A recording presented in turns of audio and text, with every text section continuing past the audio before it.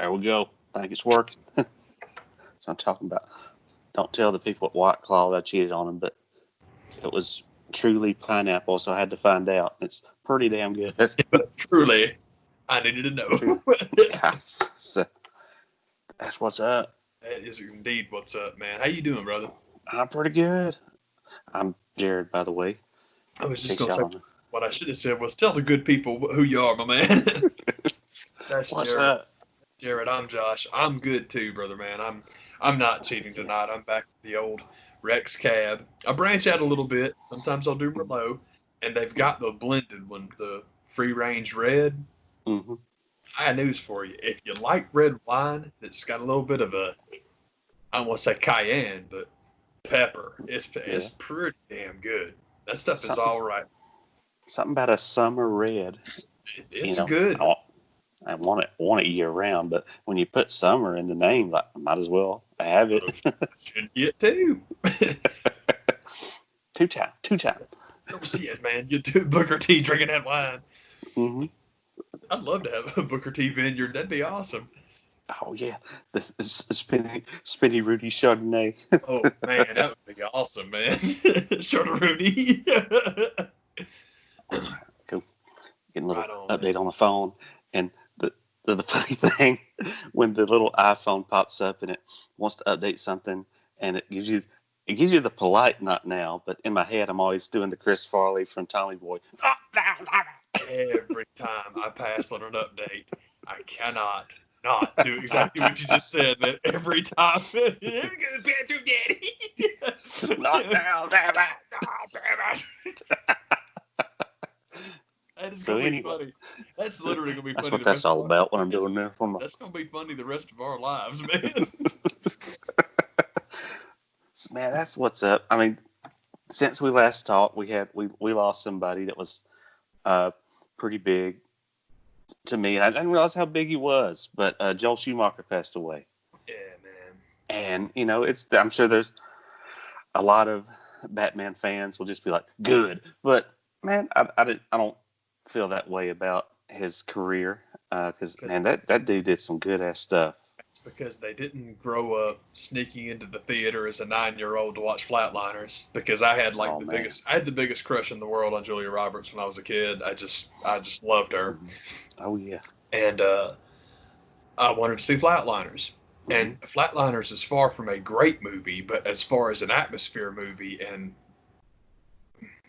not, it's hard to say, man, but just as far as just the look, just the cultivation of the style of that movie, it's pretty solid. And that's that one. That's not the one. And this is my whole thing, like I said, with Batman people, because Batman people hate Joel Schumacher. Well, I say this, children, grow up and check out The Lost Boys. I got news for you, brother. If you can find a cooler movie than The Lost Boys, please let me know, because I'd love to see it. Yeah, man, that's one of the funny things when you look at his filmography. Who had a run like that? He knocked it out. You're right. He had a nice long run too. You're right. And to be quite honest and blunt, I absolutely love the Tim Burton Batman movie. It will always be one of. It was a big moment, but talk about overrated as all hell. The Jack Nicholson performance alone, when you watch it, it's kind of like, Batman was dark in costume. That movie is a lot closer to the '66 Batman TV show than people want to give it credit. People are weird about that because you're right. It's like, oh man, Tim Burton Batman's so dark. No, just the costume was black, and I'm okay with the first one. I love the second one. Batman Returns is still. I'm still really down with that because I got nothing against Jack, but it's just Jack with green hair. It's the same thing he does in every movie he's in. Mm-hmm. But Danny and Michelle, now that was different. They were spectacular. Michelle Pfeiffer, still, people are so ridiculous about, I want to see a strong woman in the comic book movies. You already had one, brother. That was the best character. That was the coolest character in that entire movie. She was awesome. So I've gotten sidetracked. And also, let's be blunt. If you do not want to take cinematic Batman and start doing a tit for tat with Catwoman, because I know people that like Anne Hathaway love them some Anne Hathaway, but brother, it's not her fault. She didn't write the script. She did what she did what she's supposed to do. But there is no comparison, man. Michelle Pfeiffer's Catwoman is so infinitely cooler. And that's more that thing where we talk about with love. If the DC movies would literally just bite off more than you can chew and just start throwing them all in there together, because how cool would it be to have Michelle Pfeiffer and Anne Hathaway in the same movie? I mean, that would be awesome. And when the reins got handed over to Joel Shumacher, people just think Tim Burton just kind of walked away. It had nothing to do with it. His name is still all over those movies, and I think he had enough stroke to where if he didn't like the direction that some things were going, he could have stepped in and tried to persuade. But at the same time, he probably didn't want to tell another director how to make the movie. So it's hard to say. But the fact is, when the Joel Schumacher films, there's stuff about it you can poke at and make fun of, but they're just kind of, I think it's his attempt at like having a big budget, anything you want to do it, was those two movies, and I think that's well, he did what he wanted to do. Totally, man. It's totally fine. They did so well. Obviously, I mean, Warner Brothers was expecting a nice return on the first one. It's not like they put no money into it. Mm-hmm. That even with like the investment, what they got back from the first one, they couldn't believe it. And it's why it's one of the things I love. We talk about this a lot with actors, and this time it's good to do it for a director. It's not that Burton hadn't done anything before that was very unique and very much Burton. He'd also made a lot of money before that. But brother, the first Batman is what was the blank check for the rest of his career. Because Warner's like, whatever you want to do, we're cool with it. And it's cool because then also, like you're saying, he produced or he was on the production staff of the other ones. Cool, they made tons of money too. So, and being, production's where you make your money anyway. And like, it's weird to say that considering there are people that get $20 million per movie, but it's like, yeah, but if you actually pony the money up and it hits, oh my, Bialystok and Bloom, they knew what they were doing. Oh yeah, they wanted that thing to fail for a reason. Man, but you're talking about Joel Schumacher. I mean, that dude had some major jams that probably.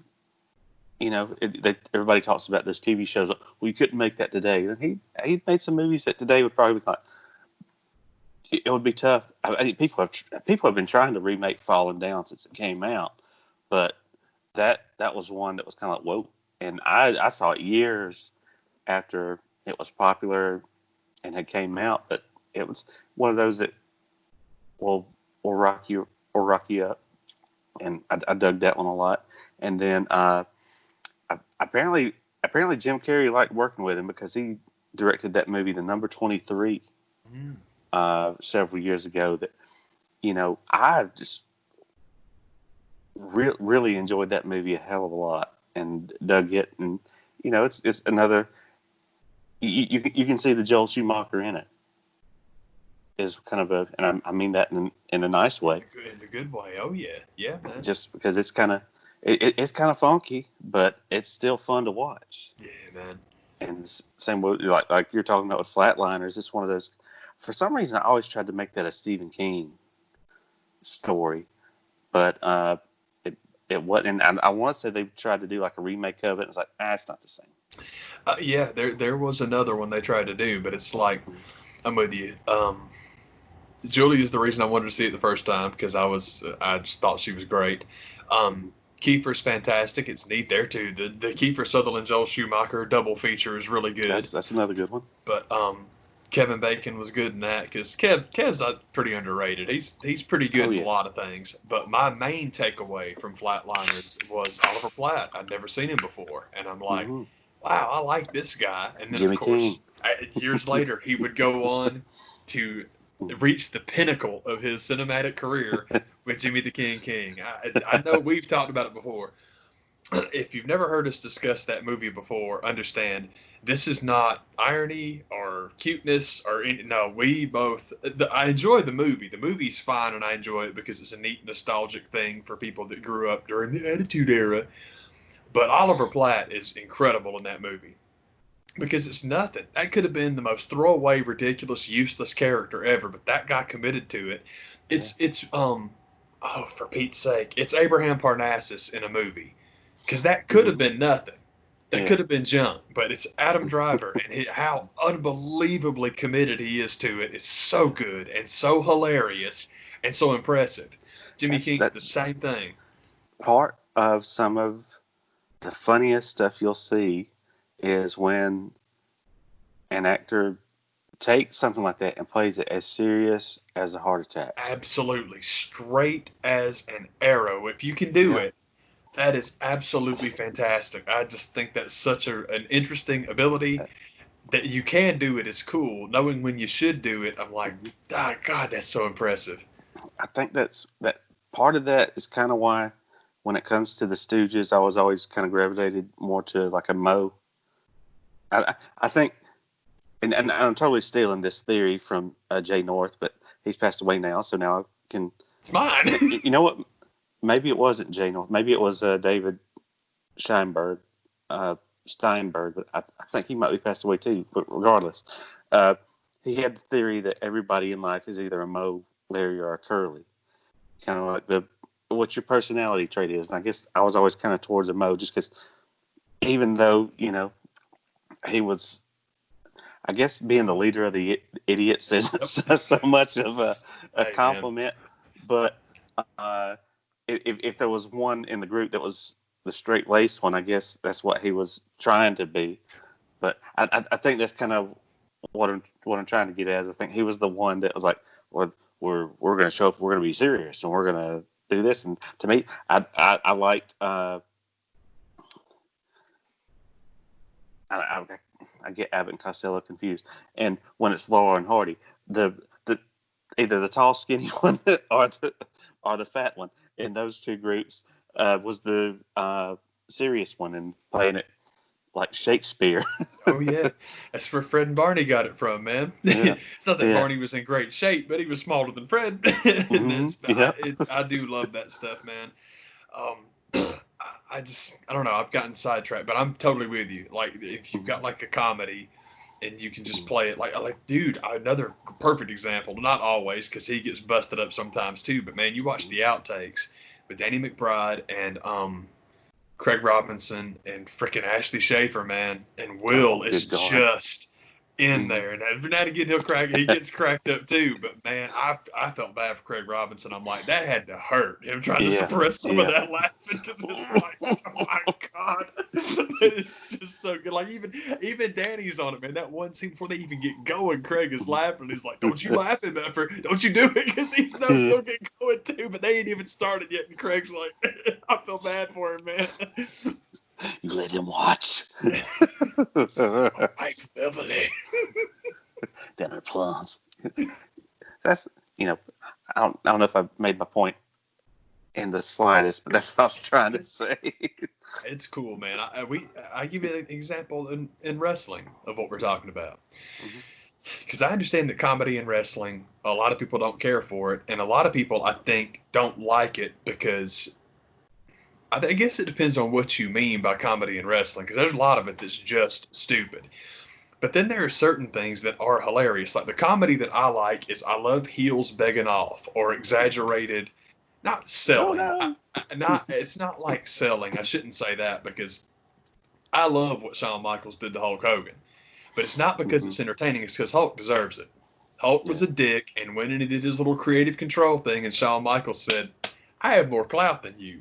I'm going to go out here and ruin this match for you and watch not one thing happen to me, sonny boy. And that's exactly what happened, because he knew he could get away with it. He knew he could go out there and ruin that match, and we'd still talk about it and laugh about it. And honestly, for people like myself, pat him on the back for it. Because Shawn Michaels might have been a tyrant. Hulk Hogan's the biggest dick that's ever been in pro wrestling. He only cares about himself, and Shawn Michaels did too, but okay, I love that match. It entertains the crap out of me. But the stuff that, like, as far as the straight-laced guy, it's freaking Kurt Angle, man. Kurt was so hilarious because he just played that drink your milk, integrities guy. He believed, he acted like he believed all of it so literally. And my other thing I love about it, it's kind of like the Dalton Castle thing, where I love Dalton Castle's character because he's like the flamboyant, rock and roll, androgynous 70s, I believe in a thing called love, come to life. And when it comes time to roll, he's legit. I love Yeah. that. I think that is such a cool thing. Same thing with Angle. He was such a goofball in the interviews and so good at that. And I mean, oh man, Brock Lesnar. Brock Lesnar would never roll with Kurt Angle. Brock Lesnar was a Big Ten champ. Kurt Angle was a two-time national champ and an Olympian. Brock knew. Yeah. Brock knew he didn't want none of that. Yeah. Who does? Don't be ridiculous, man. No, thank you. No, thank you. Absolutely not. So I think it's cool that the guy who goes into pro wrestling with absolute zero to prove is so willing to jump in head first on the goofball good guy. We talked about it. It's the same thing with Edge and Christian, and they never get credit for this, and it bums me out. They were both so good about, oh, okay, so Stone Cold's got the wax dome and he's got the black trunks and he's cool. Like, okay, that's cool. All right, let's do that. Okay, here's what we're going to do. We're going to cut promos where we make fun of ourselves for being these huge geeks. We're going to have long, dyed blonde hair, and we're going to wear Sting colors from the 90s. Ready, break. That's such a cool idea for a heel tag team at that time because the Dudleys were kind of the in-between guys. The Hardys were definitely the baby faces, and the Hardys were like Hot Topic gear, and then the Dudleys were right there in the middle. The New Jack gear, ask New Jack, he'll tell you they ripped it off from him, and he's right. Yeah. So the traditional good guy wrestlers were the bad guys. I'm like, man, they never get enough credit for being smart enough to pick up on that in real time. Like, oh, dude, that is awesome. Yeah. That's what's up, man. I love it. I love that kind of stuff. The straight comedy is the best thing ever because I would get tickled. I couldn't do it, so I'm impressed if people could do that. And man, I don't know if you heard about this one thing. It's from what I've gathered, it's not a comedy as a horror movie. But did you hear about the unsubscribed movie that came out? And the story got pretty popular, and it was popular enough where CBS this morning did a story about it, and I was kind of like, "Hey, this is kind of a real thing." It was the number one movie at the box office. I guess it's 2 weeks ago now for them to be doing stories about it this past weekend. But essentially, what it is the first movie recorded on Zoom. Oh, cool. Okay. And really, what that people were kind of butthurt about is everybody was like, why didn't I think of that? But it will forever go down in history as the number one movie in the box office last weekend, and all it cost was probably about $25,000. Yeah, For these guys to do it, and it's and it was another one of those kind of things like, oh, this could be the year that we have for Best Picture, Sonic the Hedgehog, and unsubscribed. But the Academy will probably stick their nose in like, well, it's not feature length, it's not 65 minutes, so it's not maybe short subject. Perhaps we'll do a short subject. Out. But that it was a cool story, and I guess one of the things that kind of, hopefully I couldn't tell what had totally happened because it's like a 23-minute Zoom murder mystery that these group of, I think it's 4 or 5 people got together and got it made and got it rented a theater for next to nothing in these uncertain times, and bought the tickets for every showing. But from at least what I saw on the news story, it still kind of looked like, well, only 2 people get to go see it. But that's just what I saw on this particular news story. There could have been another showing where everybody that contributed their money got to go see, a showing of it, or what exactly happened. But fact of the matter is, forever in I don't know where this stuff gets recorded, if it's on Billboard, or who it is that keeps these records, but forever it will say Unsubscribed was the number one movie of 2 weeks ago, and people are just like, man, why didn't I think of that? If that's all it was going to cost, then we could have done it. Hire them. Yeah, it's true, man. It's interesting because what you're talking about. Oh man, why didn't I think of that? You literally just described everything in internet comment culture. Mm-hmm. Yeah, We just have to hate on everything, but it's all like, hey, good yeah. for you guys, man. You got this ridiculous self promotion. Good for y'all. Hey, man, knock that junk out, man. The movie thing is strange that like you and I talk about with um legit like creative outlets now. There's so many places you can take stuff that you really don't have to compromise. But even if you're Oh, too yeah. far, like as far as what you want to do, or just not having the ability, maybe you just don't have something that Amazon or Netflix want to greenlight. Take your phone, put the stuff on YouTube. It's awesome. I mean, it's like everything is available to everybody all the time now, and it's tricky because it's Nobody like was ever going to hire me to do a talk show. exactly. That's my whole thing too. It's like, how would I be doing this anywhere else if we weren't doing it right now? YouTube rules, man. It's like, hey, put Yeah. the stuff up there, especially if you don't fall into the trap of monetization. YouTube is great. You can do anything you want to, man. If you're not trying to make money off of this, it's pretty awesome. That's, and that was the shows that I liked the most. What was the late night, the middle of the night, Tom Snyder, and uh, can we still say the name Charlie Rose? And I don't know. not anybody throwing a fist at me. That was the shows I dug. Was simple, sit down, table, dark background. Yeah, Let's have a conversation, let's talk, and man. that's nobody was ever going to hire me to do that. So Yeah. if they're not going to hire you, just do it your damn self. Do it yourself, man. Absolutely. And that's part I was talking to somebody about that, and to rip off your verbiage, that's kind of what my attitude on it was like, seeing as how nobody has hired me to do this job, including YouTube, I'll still come on and say whatever the hell I want to. You know what I mean? Yeah. It's all like, 'cause if you take money from YouTube, they're your boss. They get to tell you what you can and can't do, and it's neat when you have to worry about that. I think it's Yes. cool. It makes me happy. I don't qualify for anything like that, so I don't feel the need to be Right like, about it. oh, I can't say nothing about the coronavirus. Same Oh, way. I what are they don't. going to do? Yeah, I don't have any concern for that. It's like, nah, man. I think oh shoot, what's his freaking name, man? Keith. Oh, what's wrong with me, man? He's the guy. He used to sing for Black Flag, and then he started the Circle Jerks. I can't believe I forgot his last name, but he's in Decline of Western Civilization Volume 3. One day I will stop talking about these movies, but I love them. I go to sleep. I go to sleep It's to not them to all the. stay. Dude, it's not this day. I go to sleep to them all the time, man. So just put them Mm-hmm. on.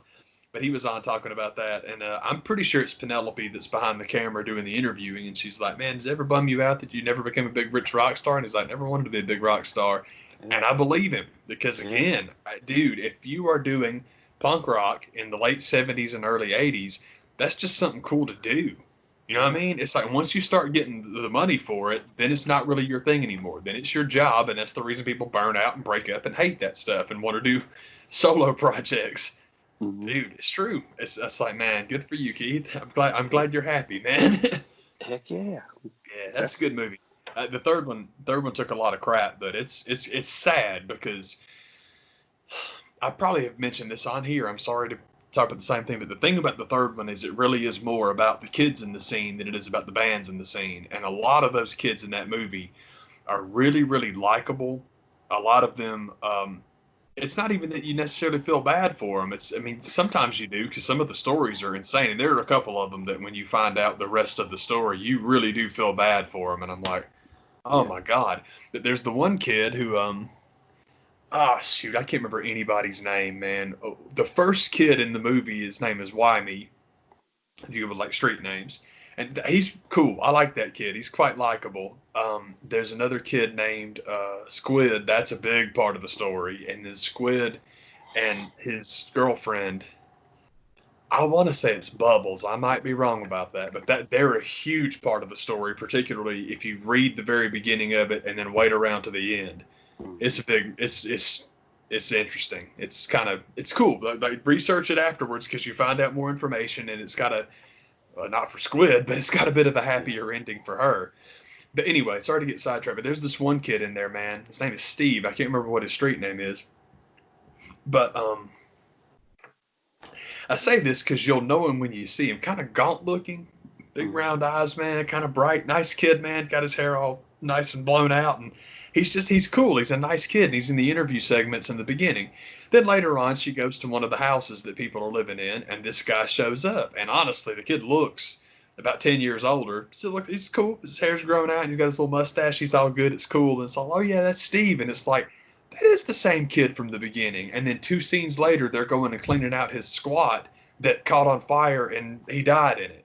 And it's like, oh my God, man, because like during the production of the movie, this kid got burnt up in a squat fire, and it's like, it's like getting drop kicked, man. Like, man, that kid was cool, man. This sucks. And then unfortunately, you get that sentiment a lot in that movie. Anyhow, sorry to get sidetracked, but the thing where she's interviewing Keith on the bus and he's talking about, nah, man, it's not about fame. That part was cool. Yeah. Good, Keith. Yeah. It's nice when somebody says something like that and you're like, yeah, I buy it.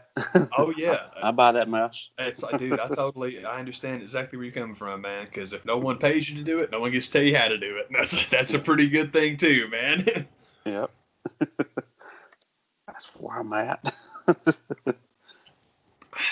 So we was talking about Kurt Angle. Yeah. I got to talk some wrestling. You cool with talking some wrestling? Oh, hell yeah. Oh, hell yeah. Clean. Yes, there's good and there's bad because it's 2020, so of course there's good and bad. Yeah.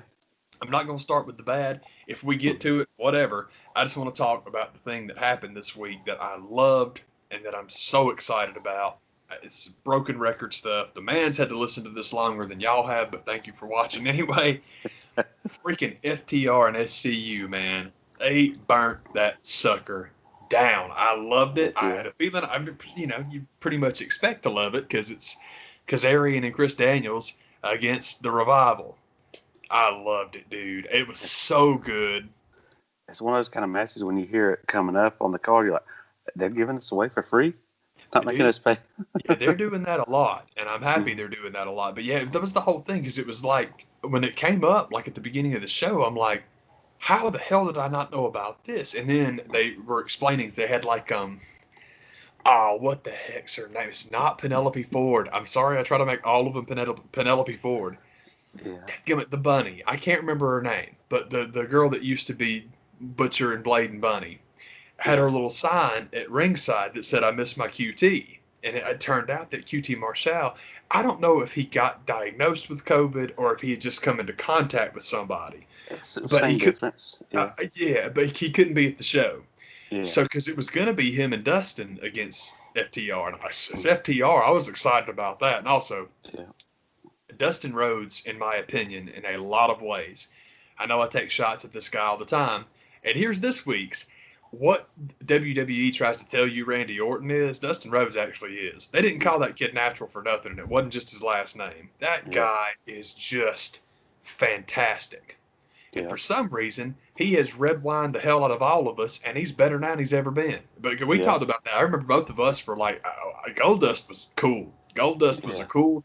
The gimmick is funky and crazy. There's a good example of like, well, he only did that to make fun of Dustin Rhodes. And Dustin's like, fuck do I care? I'm getting a paycheck, man. I'm going to do the best I can. And he did. I'll get this mess over. Absolutely. And he made that thing legendary, not just as a solo, but in a couple of great tag teams, including the immortal one that we love, the Golden Truth. Thought you would have learned trying to do that to my daddy. You didn't learn. That's the whole thing. Where, they put Dusty in polka dots, try to make fun of him, and it's all like, Dusty's quote about that is awesome. Apparently, Dusty's quote was, "You run me out there in a diaper, and I'll get over it." And he's right. Yeah. Dusty Rhodes, it wouldn't have mattered, man.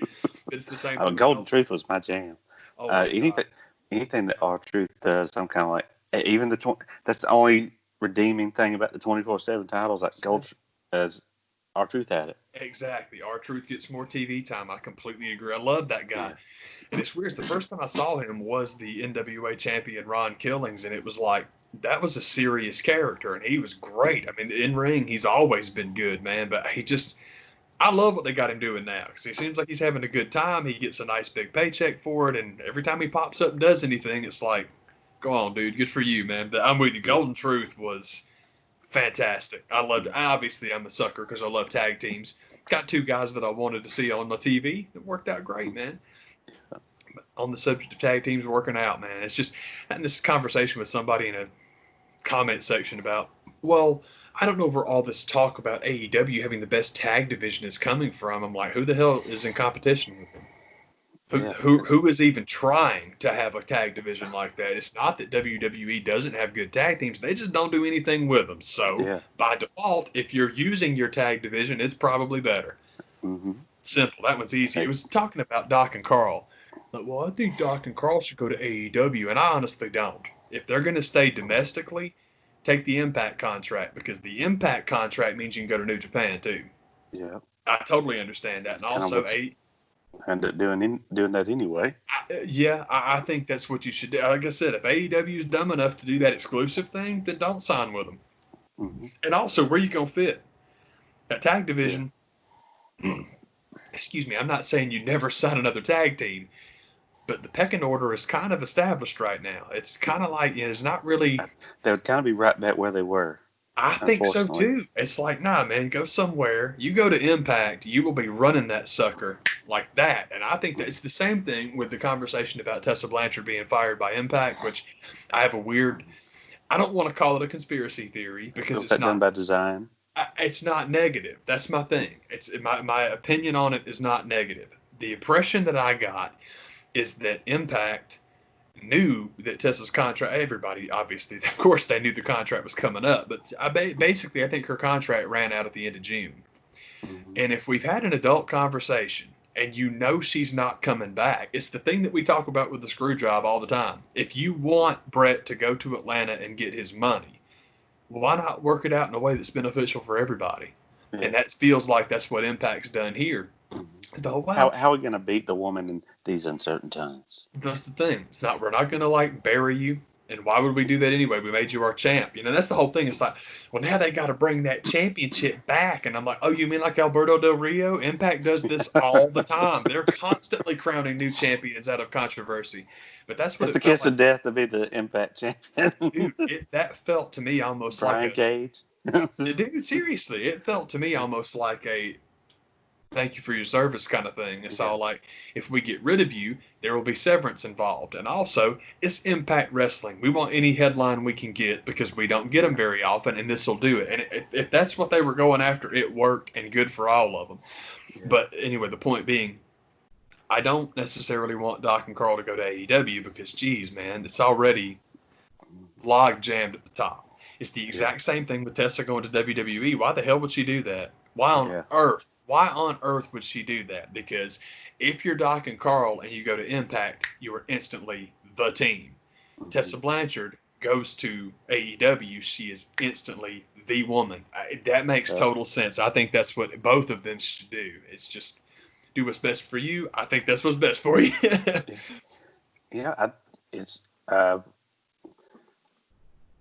I don't think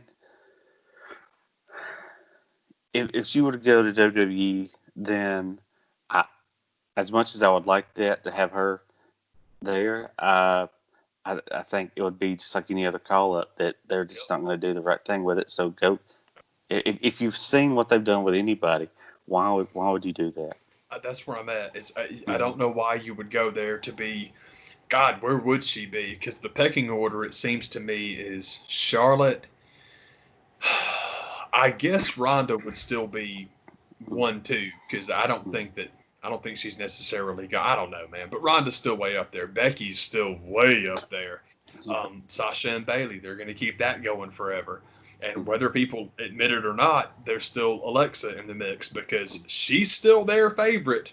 Doesn't make them any damn money. Nobody cares except Kevin Dunn, but because of Kevin Dunn, she'll be untouchable forever, man. It won't matter what she does until she goes full on Stacy Keibler and does Dancing with the Stars. She'll be fine. Yeah. Anyway, which probably happen sooner than later. That's what I'm thinking, especially with all the injury stuff, because it's like, I don't know if she wants to be the ultimate women's tag wrestler, so they can keep handing her that belt so Nikki Cross can go out and kill herself. Okay, but I'm with you. I don't know why. Neither one of those scenarios makes sense to me because I don't know why you would go anywhere where you're 6th, 7th, 8th in line. Yeah. When the alternative is to go and be top of the heap instantly. Well, she's got that. history of racism, and AEW is supposed to be for everybody. Cool, get that stuff in writing before you hire her. And she starts doing all that dum-dum crap again. She's out the door, and you get to recoup. Not hard. Yeah. Not hard. Well, but, AEW, what's AEW supposed to do? It's completely okay for Vince to sign her, even though she's a racist, because that's the huge thing about the Tessa Blanchard racist rant. This is an accusation that was made against her. I don't know why anybody would make that up, but it's an accusation. The Randy Orton tapes from Call of Duty exist. That's real. It happened. It's verified. He did it, and you never hear anything about it. So, is it a big deal or not? Yeah. It shouldn't be a problem. Certain things are okay for certain guys. Oh, Some yeah. things aren't for And others. that's my point. Just come out and say it that way. This is okay for A, B, and C, but not D, E, and F. That's it. I got no problem with people coming out and saying it, but come out and say it's the same thing. And I get Roman doesn't have to show up. Sami Zayn doesn't. Hell, he'll be gone. Yeah, it's the truth. That's the whole truth, man. But Roman, whether they want to admit it or not, Roman's been on a movie set. Yeah, I'm not poking fun at him for anything or anything like that, because I like the dude. That's his clout immediately. He has been to Hollywood. You can give him every damn thing he wants, or you can lose him, and you're probably going to anyway, because look at him. The writing's on the wall. The writing's on the wall, man. It's gonna happen. We've already been through this with one member of that family. Exactly. Look at the dude. That's the point. Is it's all like, I'm not saying Rocky Johnson isn't an attractive guy. I'm just saying his cousin is the guy. You got to be kidding me. It's not even close, man. It's like that was a matter of time anyway. And I think it's one of the reasons Vince loves The Miz so much, because Miz looks like a fucking boiled potato. And it's like, this idiot's not going anywhere. So I love him. I love that boy. I love that potato-headed boy. Go get me some good working ugly bastards. I need some hard-working uggos. That's a t-shirt selling uggos. That's Vince's new business model. That's what's built this company. That's what we're built on, by golly. Speaking of built on, man, I was thinking about Gary Cole's description of Las Vegas from Dodgeball. I'm pretty sure it's Las Vegas, a city built on shattered dreams, poor decision making, and $5 lobster. Like that, man. In the desert. Gary Cole is the funniest dude. I love that guy. Him and Jason Bateman are. It's hard to say that anything other than Rip Torn's the funniest thing in that movie, because Rip is so good. But man, Gary Cole and Jason Bateman are so awesome in that movie, man. It's any time you mention Dodgeball, it's hard for me not to. Everybody knows that we love Bye Bye, but oh yeah. I think of Jason Bateman going, F-N-A. The thing I always think of with him is cotton. I absolutely love the way he says that. Man, there's another good buy that we've been sleeping on. When I watched Infinity War was on TNT of all channels. Oh, yes. Earlier this afternoon. And it's Thor riding off with young Rabbit and Groot to go to nowhere.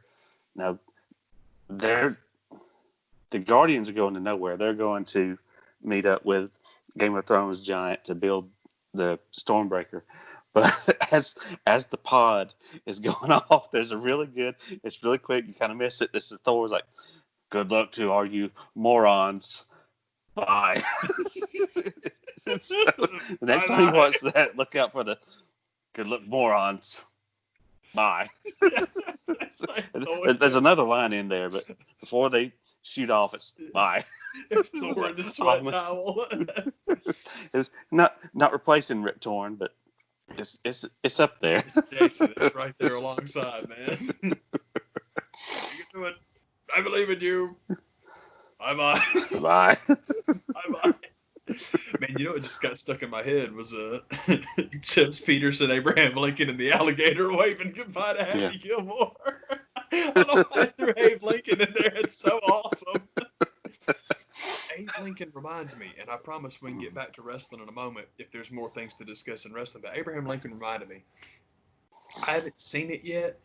I don't know if there's video of it or if there will be video of it, but apparently Kevin Smith got a sneak peek of the new Bill and Ted. Sweet. And my thing with Kevin Smith, as you know, I'm not a huge Kevin Smith guy. There are certain things in his personality that make me nuts. But I like the guy. Some of his movies you can take or leave. I can dig it, man. I'm with you because a couple of the movies I really like. I'm totally with you, man. And it's not Chasing Amy. I don't like Chasing Amy. I like Dogma. I thought Dogma was really enjoyable. See, he's got another one too that was good, but I'll get back to that in a second. But the one thing that Kevin Smith does, there's two things. You know what? Let's give him credit for two things. There's two things Kevin Smith does that I really like. One, we were talking earlier about the Nintendo nerd and how when it's just him, that works. But almost all of the co-hosts and the people that he hangs out with, they don't really do it for me.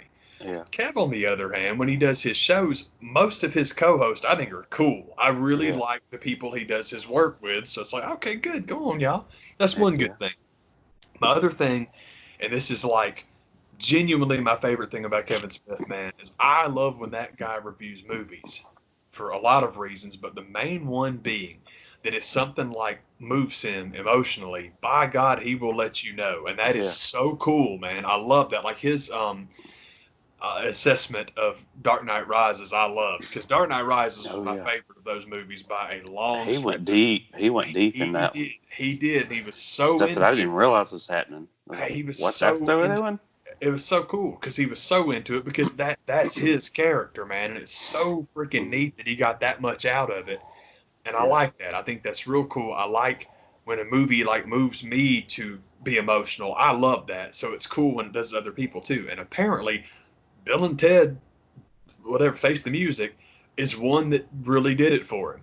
I'm looking forward to it. I haven't seen the video. It was just a picture of him and his eyes were kind of red. It was just, I'm like, because I love that. When Kevin Smith gets emotional about movies, I'm like, right on. I love that, man. And the preview, I really couldn't tell. I'm like, I'm not sure what to think about this because I've got my preconceived notions about the Bill and Ted sequel, and they are as follows. Keanu Reeves ain't hurting for money. Keanu Reeves ain't ever going to hurt for money ever again. So it's not like he's doing it because he has to. So that's a positive. It's like, well, they probably just sent him a real cool script. And if that's not the case and he just wants to hang out with Alex Winter again, I understand that too. That's one thing. And I know I've said it to you before. I don't think I've ever said it on here. Talk about ones I got wrong when it came to the original Bill and Ted. If you would have had me wager which one was going to be the star, whoa, did I get that one wrong? Anyway. All right, because who could have possibly foreseen that a movie about an exploding bus was going to make $75 trillion and make Sandra Bullock an absolute star? Nobody would have seen that coming. If Dennis Hopper had seen that coming, he'd have said no to it. Yep. I can't be get out of here. It's going to make too much money. I can't do it. It's not weird enough. He reversed to Frank immediately in the middle of the interview. Yeah, man. Wow, I just got a Hopper. It's not really a cameo, but a tiny Dennis Hopper role stuck in my head. The perpetually underrated Ed TV. That is such a good movie, and I was really hoping that with McConaughey mania and everybody going crazy over that guy, that one would get another day in court because. Yeah, it's just a Truman Show ripoff, but it's the lighthearted Truman Show. They're very different. The concepts have similarities, but the movies are totally different. They're both real good for what they are. They're both really quite good. They stand on their own. They do. I agree. They're quite good. And my favorite thing about Ed TV is Matthew McConaughey and Woody Harrelson as brothers works. It's so believable. They were very, very good. But, I totally forgotten that Hopper was in that because he's old Ray Pickerney. Yeah. You were saying something about the Bill and Ted movie, and I'm looking forward to it a ton. To me, I watched the trailer. It looks more Bogus Journey than I would care for, but I'm hoping to be surprised. I'll definitely check it out. I can dig it because I wasn't a Bogus Journey guy either. But it's interesting. I just have this weird idea about where I think they're going with it, like with the title and what it's about. And it seems to me that it's going to be Bill and Ted that become the movie. It's just so ridiculous. But it seems to me you have an opportunity for Bill and Ted to be the movie that kind of puts 2020 under a microscope and is all like, the whole reason y'all were allowed to hang out and continue being buds was to save the planet with your music. Where the hell's this song? What's going on? What have you been up to? You've done nothing. Look at 2020. So it's all like, I think that it's, my gut feeling, especially with the name Face the Music, it's like, well, they're going to be in trouble for not having done this crap. Mm-hmm. And so even when they go back, and I don't know, it's just the impression I get is that it's supposed to be a, oh man, what the heck is just keep living. I think that's basically what it's going to be. Is that McConaughey? It's well, not really. It's just that the mentality is that you always keep going. If you think that if you don't think tomorrow can be better, what's the point? I could be totally wrong, but that's the impression I get from that movie is that they're going to get all like not super deep, but they're going to get on us, and that's what it's going to be about. Is how like no, you haven't written it yet, but it doesn't mean you're not gonna. Things aren't better now. It doesn't mean they can't be. And I could have that totally wrong, and I love Bill and Ted, so maybe I'm going way too deep on it because I want it to be good. But the main thing was kind of like Zombieland. It turned out to not be true with Zombieland, because Zombieland 2 was crap. Bill and Ted was punished with knowing that their future was written. That was what they had to live with. Yeah. And nobody should have to live with that. Yeah, I can dig it. You shouldn't have to know what you are destined to do if it's something that's supposed to be that great, and it's not fair. So how do you live with that? How do you know that I have that coming up, and knowing that I will never be in the greatest match ever, even though they advertised it that way. Oh God, you fuckers! It sounds like it's one of the things about.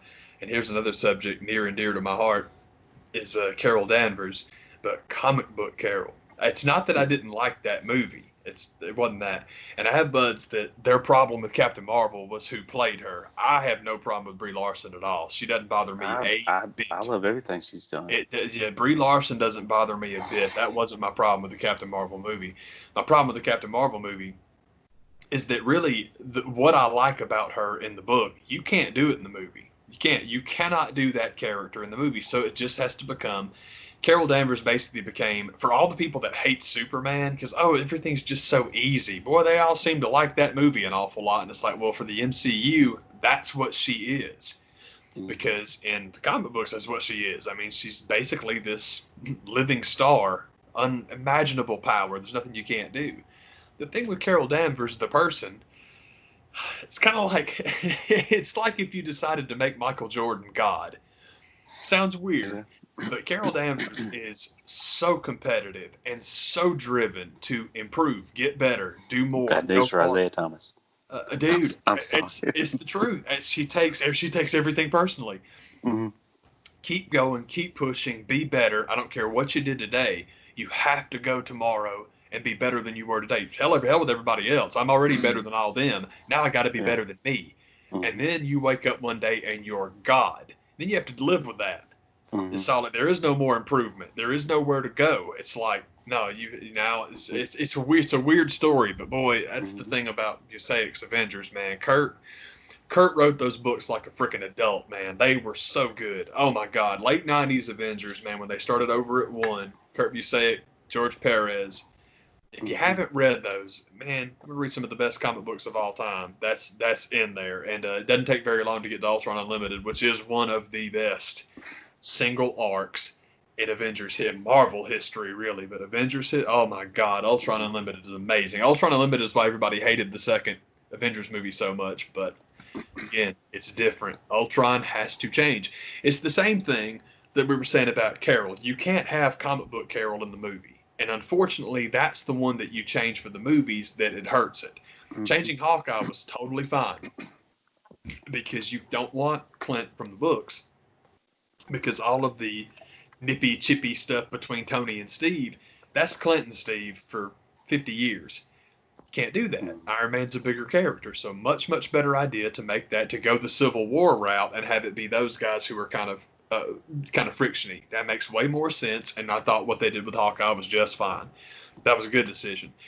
Another huge change in personality was Ultron, and people hated it. Ultron's just supposed to be this like badass killing machine, and he was just so witty and just made all these stupid little jokes. Well, Crazy Murderbot in the comic books is based off the brainwaves of Henry Pym. You know, that guy who became Yellow Jacket and beat his wife up and is crazy and always just consumed with not being good enough. That's Hank Pym. That is not Tony Stark.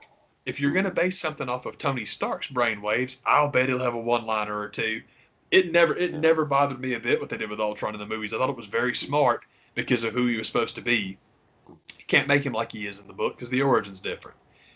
Carol, unfortunately, is the one they changed, and it didn't help. And it sucks because you have to change the character, but anyhow, it wasn't bad. I didn't dislike Captain Marvel. I just didn't think it was great. But I thought that her contributions to the second Infinity War didn't bother me a bit. I mean, it was funny. I've still only ever seen that once. I saw it in the theater the one time I went to see it.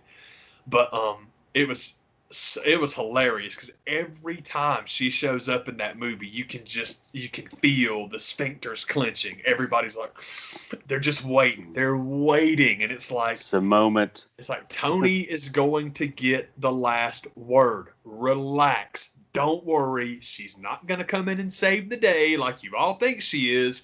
Stop it. It's not going to happen. Let it go. And people couldn't let it go. And I'm like, well, I hope you like this movie better the second time because they were all so nervous. The girl's going to come save the day. And it's like, that didn't even happen in Star Wars. Y'all pretend like it did.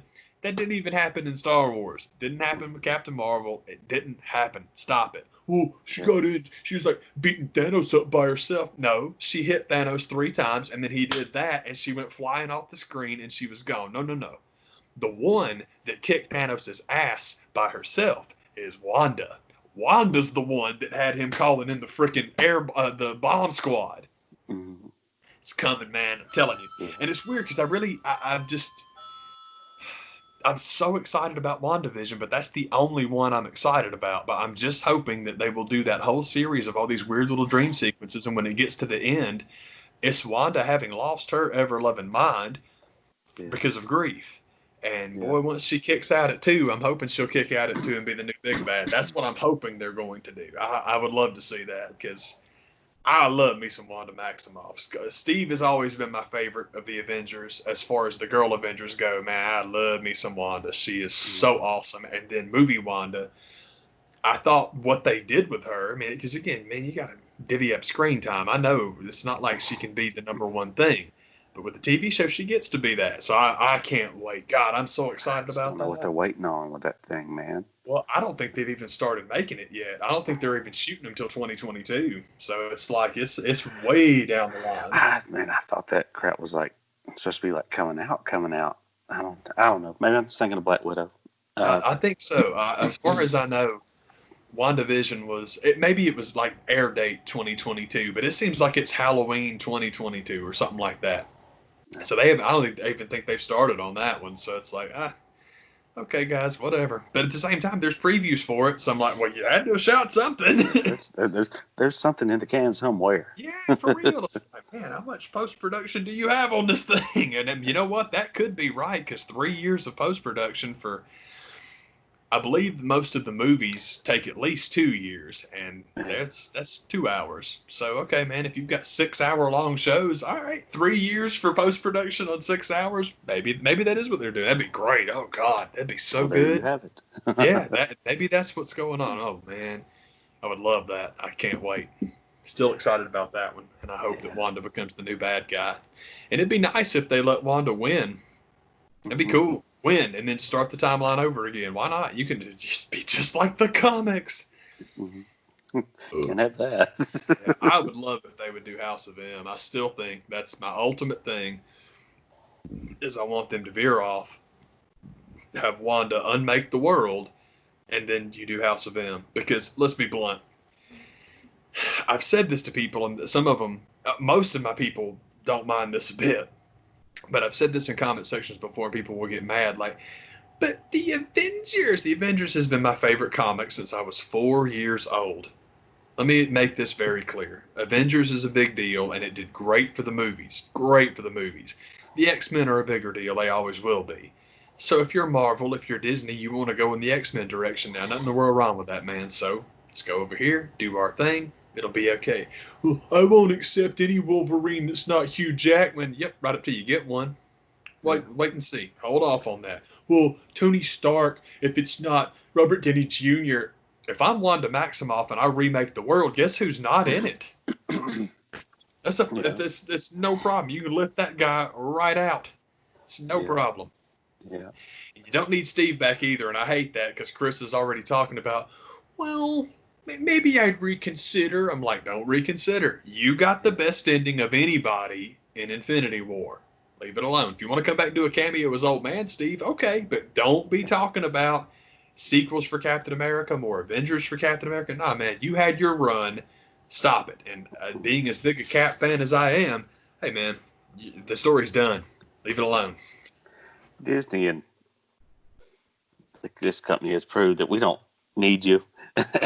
We can pick whatever age we want you to be, and we'll just have that CGI character play you. So we have so many hours of your face. We have so many hours of your face on films. One of the reasons, I mean, this sounds ridiculous because, but the profits. It's one of the reasons they got in bed with Lucas, because Lucas was doing that in the prequels, where he would literally green screen all the actors. I mean, he would just catch their faces digitally and then hire people, put green screen mask over them, and throw Liam Neeson's face on it. There are scenes in that movie that Liam Neeson never recorded, never said, never did anything. That's one of the reasons that he left, because he's like, man, this guy, this is ridiculous, because he knew, he was smart enough to know that was the future. In the future, all you're going to do is go in, say every word in the English language, and they'll just stick your face on there. So then when they do the sequel, they ain't got to pay you. It's like Liam Neeson knew that Lucas had really screwed up. We paid you up front. Oh, that's it. You're done. That's it. That's what you get, and you get the voice. You get the voice work check for everything else. But it's ridiculous. If you get that. Oh yeah. Hey man, if we've got the database and we can digitally manipulate your voice to where it sounds like you, you don't get a check for that. That's our engineers. They did that. Yeah. Some 14-year-old in Korea did that, and he got 40 whole cents for it. Good job, kid. What'd you ever do? Yeah, seriously. Hey, you didn't earn that 40 cents.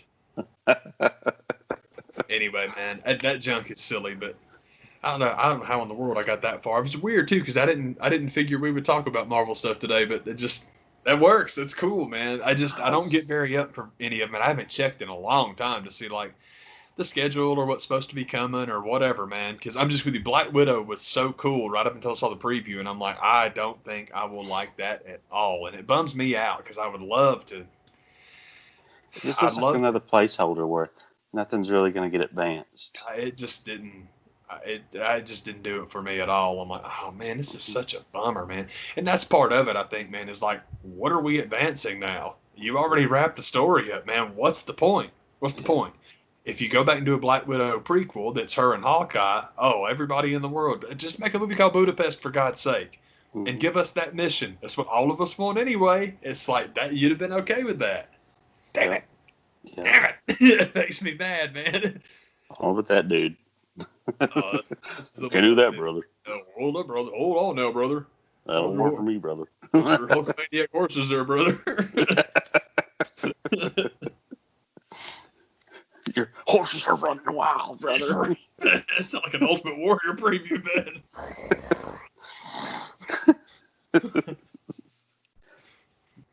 Man, I think my Trulies are kicking in too much. It's man. It's all good. Shoot, man, I'm sorry. It seemed like there was something else, and I don't remember what the heck it was, man. But the main point with wrestling was, man, I'm so glad to have the revival around because, we've talked about it many times on here, man. The tag division at AEW is all I was caring about. That was it. That's all I care about, man. You add those guys to it, man, I am happy as a lark. And also, that's something with Fyter Fest on night one, man. Apparently, the tag belts are headlining that show, and I'm ecstatic because that's the match that I most want to see. I'm so excited, man. Yeah, that's going to be a good one. I think so too.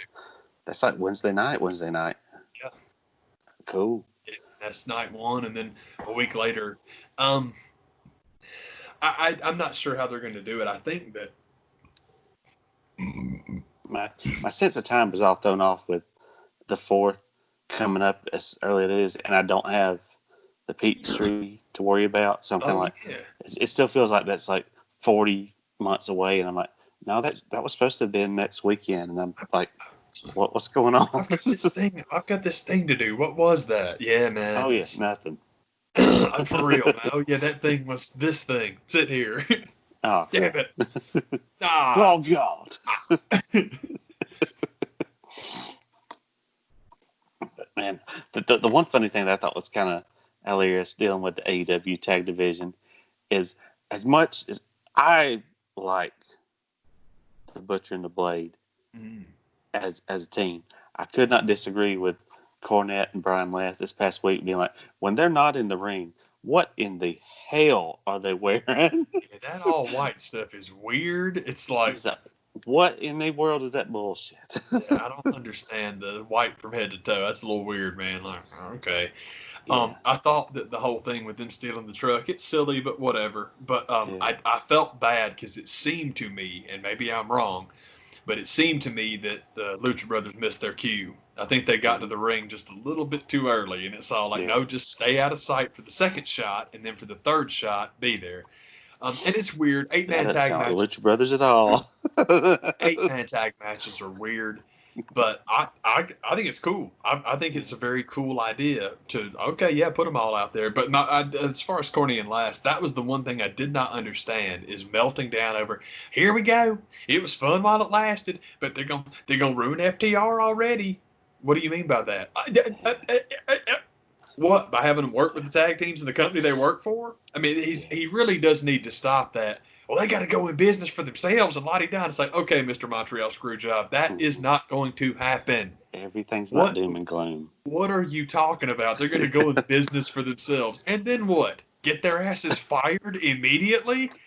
Blanchard style? Oh, God, that is the stupidest idea ever. It's like, you've got to get off this. Got to make people think it's real. No one's going to think it's real. And it's got nothing to do with Kenny Omega wrestling blow-up dolls and little Japanese schoolgirls. It's got to do with your boy Vince telling everybody it's fucking fake. Yeah. I don't know why he lets Vince off the hook, especially as much bitching as he does about the president. Yeah. You do know that politically, Vince and Donald Trump are the exact same guy. One and the same. They are the exact same guy, down to the NXT friends and family, they didn't say they couldn't wear masks. Get out of here. Vince has that attitude like Trump. Well, that's a sign of weakness. No. For Donald Trump, a mask is not a sign of weakness. For Donald Trump, a mask is a middle finger. He literally thinks anybody wearing a mask outside, they're not going to vote for me. They don't like me. And so Vince takes it personally too. Because Linda was in the cabinet, Vince obviously is a little bit jealous that it wasn't him. Yeah. But it's like, they're buds, man. It's like, oh, Lord. But anyhow, that stuff makes me insane. And also, who the heck was I listening to? It was probably the AEW podcast, which, let's be honest, they're paid to put stuff over. But that's actually a very fun show because I can't believe that Aubrey Edwards is as good at everything as she is. Because her commentary and stuff on that show is awesome. And it's like, holy crap, you could, if they put her on the stick, it would work. If they wanted her to do commentary, it would work. And it was like, go on, man. By the way, that's a really good episode. Jericho did a podcast with her, and then she did one for the AEW show. It was good, man. It was really, really cool. Very interesting. And she's so cool anyway. But I wasn't ready to hear Aubrey talk about being kicked in the box. Yeah, I thought that was. I've never quite understood.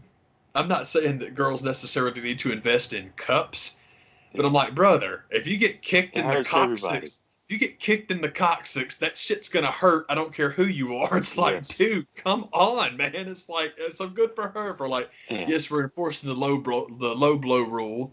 In women's matches too, because guess what hurts? And it's like, okay, I believe you. I 100% believe you. When it comes to the podcast that Tony Schiavone is involved with. That's probably the one I need to switch to, because the one that him and Conrad do, it's kind of like everyone that downloads is like, I don't need to hear him talk about that. Don't need to hear him talk about that, because the stuff that he was not around for, and even the stuff he was around for, is kind of, Conrad has really tough time accepting the answer. I just don't know. I can't answer that. And this was not in your show notes. You did not do your homework or whatever it is, that he just has a tough time accepting that as an answer. And when it comes to Tony, I think if you're talking about something current that he's into and having a good time watching, that you probably have a better time in listening to it. So that's probably the one I need to switch to. I think that's a good idea, because my thing is, I don't mean to trip on Conrad. I shouldn't give anybody a hard time for their speaking voice, but he gets on my nerves a little bit. He can wear me out a little bit. It's just like I've got that affliction. Yeah, and it's all like, okay, if I'm gonna put up with Conrad Thompson, I can do it to listen to JR. But same thing, he only ever wants to talk about old shit, and I'm like, I don't need to hear about Jim Ross going down to Sonny's barbecue to get the Cowboys some fucking coleslaw in 1986. It's like, dude, I absolutely love listening to folks certain talk. It happened. I love listening to people talk about old school wrestling. I love it. I would much rather, I wish Jim Cornette's podcast was nothing but him telling stories from the territory days. That's what I wish it was, but ain't no money in that. Yeah. So it's more of the same, where it's all like, I don't know why. That political I don't know why people can't grab a hold of the fact that wrestling, like most businesses, is run by liars. The people are not telling you the truth, and they still whine about that. Well, AEW said it was going to be a sports-based presentation. Well, you're just an idiot if you believed that. You're a complete fucking idiot if you ever thought that was going to happen. You're a moron. It doesn't work that way for the reasons that we have talked about. Would Brian Cage have made it to the top of the pile to challenge for the AEW title this early? Of course not, but they were always going to do that, because if you feed your roster to Jon Moxley, where then do you go? So what you do is you hire big names from outside, you bring them in like a territory, and you feed them to Moxley, and there you have it. And that, by the way, was my idea about something to ultimately do with the Dark Order, is if you eventually unveil Moxley to be behind the Dark Order, it's not a terrible idea. And the reason I say it's not a terrible idea is because my question for Moxley has long been, once you take the belt off him, what value does he have to you? What is he? What good does he do? Unless he's the first stop for everybody coming from WWE and they get to beat him. I beat everyone. That guy he's got no value at all. And it's like, okay, put him in a storyline like that. Maybe you can make something there. It's the positive thing about the Dark Order, because obviously they are not going to give up on it, because they have some long-term idea. And if the long-term idea is nothing other than the fact that it's a touchstone and it's something you can always go to. I'll give you an example. What I would do is this, and whether this was the plan or not, it does not matter if it was planned. But go back and watch the Jon Moxley is coming video, the Prison Break video. Yeah. And it's got all the numbers and all the bullshit and all that stuff in it, man. Find something in that video that you can then start very subtly referencing in Dark Order videos, and then one day you can say, it was me all along. Yeah. You can make this stuff work. You can totally do it. And if that's the plan, good for you, because it was always there. But even if that wasn't the plan, you can find something and pretend it was always there for a reason. It'll work, man. It's one of the things. Make it up. It's one of the things I really like about AEW, and we talked about it a little bit in comparison to, or I'll compare it now to NXT. As much as I love NXT, like I said, the one problem you've got there is long-term booking, because no matter what you want to do, Vince can always come and get you guys, and that sucks. Mm-hmm. That genuinely sucks. I think the main event is safe, but top to bottom, you can't book a card because you don't know who's not going to be around. AEW does not have that problem. So if they are long-term booking multiple storylines at a time, good for them, man. Oh, on that subject, I'm glad we're talking about wrestling again, because I don't understand people losing their mind over Wardlow and Luchasaurus. Oh, it's terrible. These guys are awful. It's a lumberjack match, and that's stupid. Everyone's jumping off the ramp and la-di-da. Dude, diving out of the ring in AEW, diving off the ramp in AEW, don't we know that's par for the course? It's going to happen. It's going to happen in every match they have. I don't like it either, but I don't expect them to get rid of it because I'm not an idiot. I wouldn't be watching it if I didn't want to see it that badly. But as far as Wardlow and Luchasaurus, I always want to call him Jurassic Express. It's not, I always want to make him the one man. I don't understand both him and Brian Last insinuating that giving that match away for free on TV, that's a problem. That's what you build. If anybody wanted to see that. Who wants to see that match? The match that everybody wants to see is the other half of the tag teams. It's Jack Perry and MJF. Yeah. That's the one you keep off free TV, and it's the reason you don't have the tag match first. Because when you do have the tag match, you go June 96, I believe it was. Maybe it was 95. I should remember that. June 6, 1995, I believe. The way to do it, in my opinion, is this. When you have the tag match, this will be when Jungle Boy finally beats MJF. Finally gets that pinfall over MJF. He doesn't have one yet. He finally gets one in the tag match. So blow that sucker off at a show that matters. Then he gets a crack at MJF, and MJF leaves him bleeding. Bleeding. Go in the complete opposite direction you normally do with MJF, man, because I like his I've said every show, I'm sorry to be so repetitive. MJF's promos, I think, are overrated as hell. It's just a run-of-the-mill, smart-ass, look how much I can be like The Rock promo. Which all the Shades of Grey guys, all the anti-heroes, they all cut the same promo. They're all boring. But MJF in the ring, I love because he will beg off. He'll go back to the dressing room and come get fetched. He does all the good little heel stuff that I like. I think that's cool. In the match with Jungle Boy, you can have some of that, but when it comes time to decide the winner, have him go vicious as crap, bust the kid open, leave him in a pool, and be like, and don't ever, ever come at me again without knowing that this is what's going to happen to you. You can do that. That's a cool thing. You and I talked about it a long time ago with Miz. He was working with somebody, and he hit the guy with the skull-crushing finale, and the guy kicked out it too. And I was saying, just watching it, I'm like, I would love it if they would do this. And they didn't. He picks him up and hits him with the second one and beats him and la-di-da. I thought if they had just gone Austin Rock with the chair shots. So you've done the skull-crushing finale, which is face on the mat, bam, but he kicked at it too. All right, then, have Miz get up and stomp him at the base of the neck and the back of the head about 12 times, roll his limp-ass body over and pin him, because it gives him this strange, like, God, that was vicious. You don't see that from the Miz all the time, so it's good. You do it every once in a while, and it means something. I think having him rough up Jungle Boy when they finally get to the one-on-one match, I think it's a good idea. No Wardlow, no nothing. He doesn't need that stuff, man. Just a blood feud, war, and the heel wins it. And then we get away from that for a while. And MJF ultimately goes on to become TNT champ. We all think that's what's going to happen. And this is, again, it's not like this. None of this has to happen soon, except the tag match. I want that. But when MJF finally becomes TV champ, successful defense, crap-talking promo, successful defense, it's all good. And once he's basically done the open challenge thing of all like, I done beat all you chumps, and at least two of them, I will have like, I'm hoping for like a half dozen successful defenses, something, a substantial number of successful defenses. You can do more than that if you want to. Have him keep the thing for 6 months. I know 6 months is the magic number, but still, he is the TNT champ. He's Arn Anderson with this thing, man. It's his belt. He's got it. And you ain't got to go vicious all the time. I wouldn't go vicious again. Have Wardlow help him out. Whatever. Just have him win his little 20-minute matches. And then ultimately, once he's beaten outside competitors, and he says, I've beaten outside competitors. And once he's emptied the locker room, and he says, I've emptied the locker room. Who now will step to me to challenge for this belt? And it's when Jungle Boy decides to reignite their feud. And it's all like, I've never beaten you one-on-one, but I've never had more of a reason to now.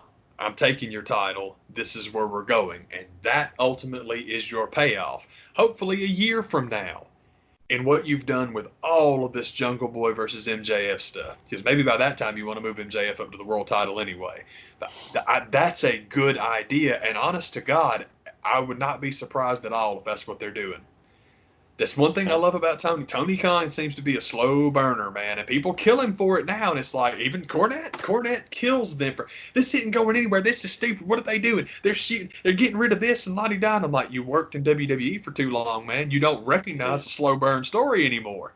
It's the other thing that I like about them, and I could have it totally wrong, and I might be biased just because I like them, but it seems to me that they have ideas at a time, 2, 3, 4 at a time, man. For example, the weird thing between Matt Hardy and Sammy Guevara.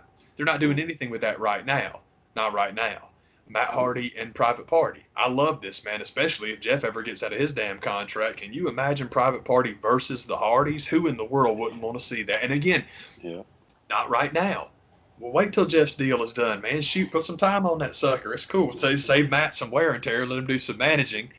And man, when it comes time, we'd all love to see that. Oh man, it just seems like it's weird. Talking about AEW is like talking about the Avengers movies, man. It's like you get, even if you're not right, it doesn't matter. It's fun to speculate.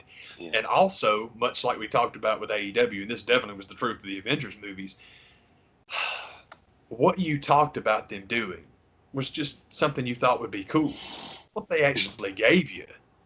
Brilliant. It's just like, dude, it's not. This is cool. It's why we talk about it a lot, man. It's like they're not predictions.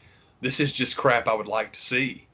That'd be awesome, man. I definitely think that's the Jungle Boy MJF motif. I really do. And then, but then the whole thing with multiple storylines going on, man, is MJF's going to take that belt off Cody. Why wouldn't he?